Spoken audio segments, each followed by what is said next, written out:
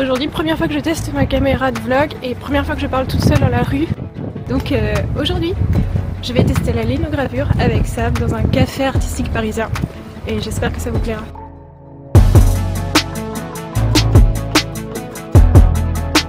Je vais faire un peu de voix off parce qu'il y a beaucoup de bruit sur place. Mais l'étagère café, c'est un café salon de thé qui se trouve dans le 11e arrondissement de Paris. Le concept est trop sympa. Créé en buvant son café et en mangeant un petit gâteau. Il propose soit des ateliers collectifs à des dates précises, soit des ateliers libres. Vous pouvez alors venir quand vous voulez et choisir parmi 5 activités. La linogravure, la fabrication de bougies, d'objets en résine, la peinture sur pot de fleurs ou encore la création de perles. Le staff est bien sûr là pour vous fournir tout le matos, vous expliquer comment vous y prendre et vous aider tout au long de votre création. Forcément, j'étais obligée de venir tester avec Sab, c'est un peu comme si le concept avait été inventé pour nous, c'est tout à fait notre truc. Et je suis trop curieuse de savoir laquelle des 5 activités vous auriez choisi à notre place. Sab n'avait pas préparé de dessin, donc elle a un peu feuilleté les inspirations dans le classeur de l'étagère café et elle s'est lancée dans quelques croquis préparatoires. Perso, j'avais déjà préparé quelque chose chez moi, parce que je voulais essayer de faire mes cartes de visite en linogravure. Je trouvais l'idée cool d'avoir une carte de visite faite à la main et je voulais être contente de mon design pour que ça donne envie aux gens, forcément. Et au final, je suis partie sur un truc tellement compliqué que j'ai dû le simplifier une première fois, tout en sachant pertinemment que c'était encore bien trop complexe.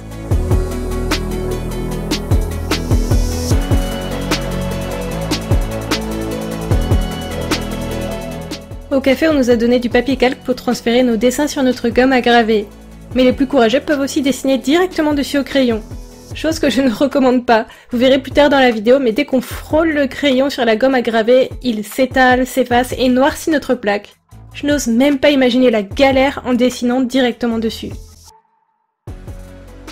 Peut-être que vous allez trouver ça vraiment bizarre, mais je n'avais jamais utilisé le papier calque comme je vais l'utiliser maintenant. Je suis toujours venue patiemment repasser précisément par-dessus chacun de mes traits. Et c'est en regardant les explications de l'équipe et plus précisément d'Olivia que j'ai vu pour la première fois cette technique du gribouillage. Dites-moi en commentaire si je suis la seule personne au monde à être passée à côté. J'espère vraiment qu'il y en a d'autres parce que ça m'a quand même un peu rigolé quand elle a vu mon étonnement.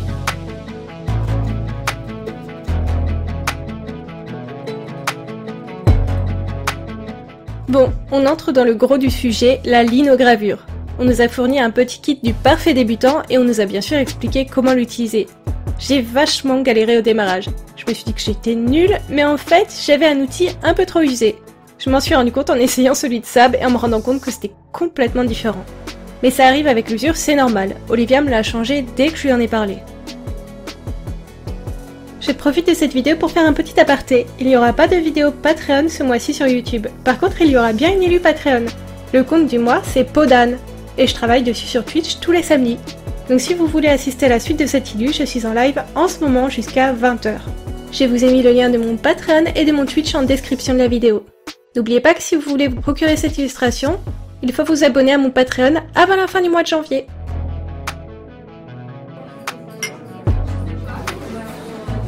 Pour être honnête, j'avais déjà testé la linogravure avant, j'ai même déjà du matos chez moi. Mais je pense que ça fait bien 10 ans que je n'y ai plus touché. Du coup, c'est complètement une redécouverte. En plus, j'avais bossé sur du lino vachement dur, alors que la gomme à graver qu'on nous a proposée est beaucoup plus tendre. Franchement, c'était plus facile que dans mes souvenirs. Par contre, ce n'est quand même pas si facile que ça en a l'air. C'est dur d'être précis et constant. Mais c'est aussi ce qui fait le charme de la linogravure. Et croyez-le ou non, à force d'appuyer pendant 2 heures sur ma plaque, j'ai eu des courbatures au bras le lendemain. À cause de nos designs un peu compliqués, on est resté bien 3 heures sur place. Alors qu'en général, les activités se font en 1 ou 2 heures. Mais le staff a été génial avec nous, Olivia nous a beaucoup aidés et encouragés et est souvent venue nous voir.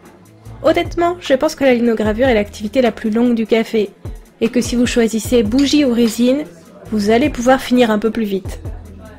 Franchement, c'est vraiment dur de se rendre compte de ce que ça va donner à cette étape de la linogravure. J'avoue, ça me fait un peu stresser, j'ai peur d'avoir un résultat éclaté. Éclaté comme jamais. Sinon, Sab m'a soumis une bonne idée pendant l'activité, et je ne filmais pas à ce moment-là, donc je vais vous la résumer. Elle s'est dit que ça serait sympa d'avoir une gomme avec une couleur de surface différente de celle de l'intérieur. Ça nous aiderait à nous rendre compte de ce qu'on a déjà creusé, ce qu'il nous reste à creuser, de l'épaisseur des traits et de l'équilibre des aplats. Olivia nous a dit qu'il était possible de peindre ou de teinter la surface de la gomme avec de la peinture à l'eau qu'on pourrait retirer plus tard, et que ça nous permettrait d'obtenir l'effet dont parlait Sabine. À tester un jour. Avec Sab, on était quand même vachement studieuse et concentrée, et il y avait des grosses périodes de blanc pendant l'activité, pendant lesquelles on était complètement focus sur notre linogravure, mais on a quand même bien rigolé. En tout cas, c'était super sympa de faire une sortie créative à deux comme ça. En plus, on a pu s'entraider et parler directement de nos ressentis sur l'activité, ce qui est clairement plus sympa que de faire ça seul chez soi. Ce qui est perturbant avec les grosses zones, c'est que du coup, il y a plein d'à-coups. Et tu sais pas s'il y en a qui dépassent ou pas. Bah ouais, c'est ça. Plus à trop à te rendre compte. Moi, là, je fais en gros et à la fin, j'essaie de vérifier les arrondis, les zones où j'ai l'impression que ça va dépasser, tu vois. En tout cas, je gagne en aisance quand même. Ouais. Pour toi? Ouais, j'ai aussi un petit peu. Ton petit outil, il est tellement merveilleux. Oui, je suis d'accord. Tu devais dire qu'est-ce qu'elle est lente, l'autre. Parce qu'il est tellement rapide, ton truc. Je n'osais rien dire, mais... Allez, la lino c'est fini, maintenant il faut passer à l'étape de l'impression. Étire bien, limite on va enlever un peu, et après dans l'autre sens pour que ce soit bien homogène partout.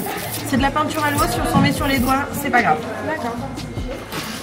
Ensuite, on va venir déposer la feuille délicatement, et tu ne mets surtout pas tes doigts.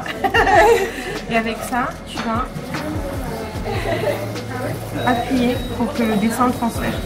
Bon, j'ai mis la feuille de travers, mais et après tu appuies de plus en plus fort.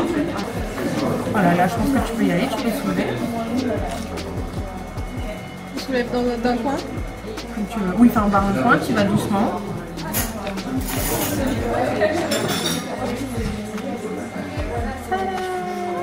Pas mal. Il est beau, non? Ouais, pas mal. En plus de l'impression test, on avait aussi le droit de repartir avec 3 jolies impressions, en plus de notre linogravure bien sûr. On avait une large sélection de papiers et ça m'a choisi cette magnifique page de livre ancien. Je lorgnais aussi dessus, mais avec mon design je ne pense pas que ça l'aurait fait. L'étape de l'impression était si facile que ça m'a donné envie d'en refaire chez moi. Parce qu'en théorie, à moins d'abîmer notre linogravure, on peut la réimprimer à l'infini. Du coup ça fait vraiment un chouette souvenir et ça m'a donné envie de refaire des linogravures de mon côté. Peut-être en plus grand format pour que je m'essaye à plus de détails. Parce que vous l'aurez sans doute remarqué, j'ai resimplifié mon dessin en cours de linogravure. Adieu l'URL de ma carte de visite et adieu tous les petits fantômes. J'ai été beaucoup trop ambitieux sur mon croquis. Mais comme souvent, hein. Après c'est Sab qui voulait particulièrement tester la linogravure. Et ça me tentait bien, mais en vrai je ne voyais pas trop l'intérêt d'en faire avant de venir. J'avais vu sur Insta que plein d'artistes s'imitaient en ce moment, et je me disais que c'était quand même plus pratique d'envoyer notre dessin directement à l'imprimeur. Et je crois qu'au final j'ai changé d'avis. Le fait de pouvoir choisir notre papier, notre placement, le format, les couleurs, et changer à chaque impression, je trouve ça super sympa. Et le design a un certain charme, le rendu change beaucoup de ce qui était prévu au numérique. Et je pense que j'aurais eu du mal à avoir ce rendu avec mon logiciel de dessin. Du coup, j'ai dit au revoir à Sab, je suis rentrée chez moi, et après avoir câliné un peu Grayson, je suis partie à Rouget et Play pour m'acheter de quoi tester les impressions maison.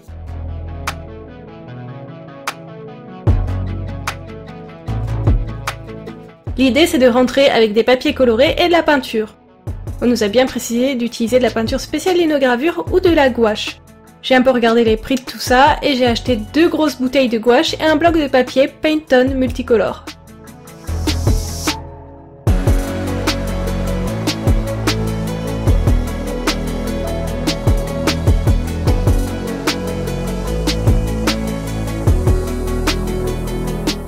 Une fois rentrée, j'ai tamponné l'arrière de mes papiers avec mon URL, parce que j'ai toujours envie d'en faire des cartes de visite. Parce que je fais bientôt le salon Polymanga en Suisse qui a lieu du 29 mars au 1er avril. Je vous mets les infos en description si ça vous intéresse. D'ailleurs, je vous ai aussi mis l'adresse de l'étagère café si vous avez envie d'y faire un tour. Alors, en mettant la peinture sur ma lino, j'ai tout de suite compris que ça ne marcherait pas du tout.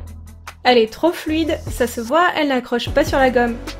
Mais j'ai quand même essayé de transférer tout ça sur papier. On ne sait jamais, sur un malentendu, ça peut marcher. Ou pas. Du coup, je laisse passer la nuit, puis je retourne à Rouget et Play.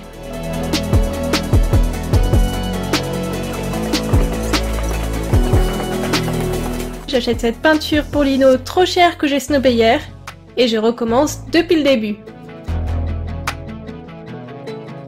Cette fois, il n'y a plus aucune raison que ça ne fonctionne pas. J'ai de la bonne peinture, du bon matos, le même papier que j'avais utilisé à l'étagère café. J'ai toutes les chances de mon côté. En plus, je n'ai plus le temps de retourner au magasin, je dois finir la vidéo maintenant pour la sortir à temps, donc ça passe ou ça casse. Mais cette fois, j'ai confiance, la peinture réagit de la même manière qu'à l'étagère café.